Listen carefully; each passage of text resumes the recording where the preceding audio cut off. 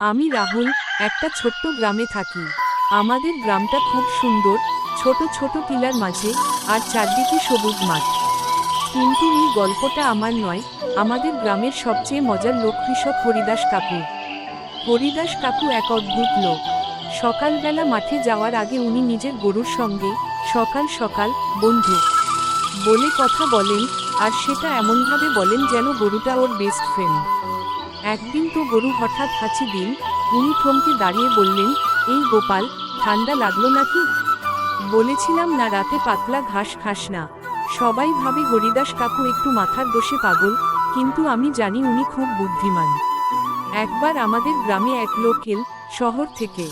লোকটা বলল, আমি এক জাদু সার দিচ্ছি, যেটা গাছে ফল 3 গুণ করে দিবে। সবাই তার কথায় মুগ্ধ, শুধু হরিদাস কাকু হাসলেন আর বললেন, 3 গুণ ফল? তাইলে গাছটার কোমড়ি ভেঙে যাবে তো। সেই লোকটা কাকুকে বোকা ভাবল, কিন্তু কাকু চুপ করে থাকল।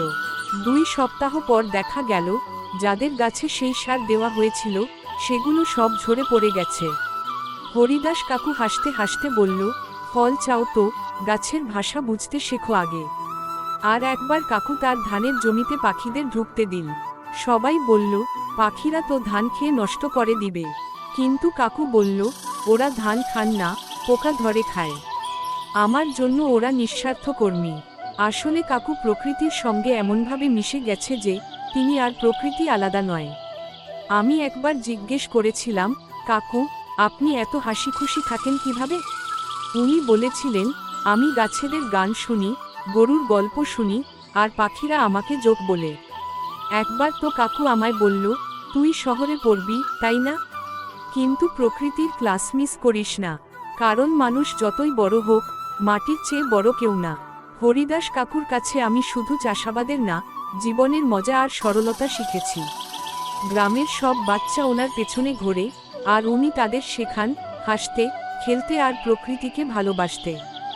এখন আমি শহরে পড়ি, কিন্তু মাঝে মাঝে গ্রামে গেলে কাকুর সেই পরিচিত গলায় শুনি, ওহে রাহুল, শহরের ধোঁয়ায় নাকে গন্ধ পাস? আর আমি হেসে বলি, না কাকু, এখনো আপনার গরুর হাঁচির গল্পটা সবচেয়ে মজার লাগে। শেষ। বলুন তো, কাহানিটা কেমন লাগলো? চাইলে হরিদাস কাকুকে নিয়ে আরও মজার পর্ব লিখে দিতে পারি।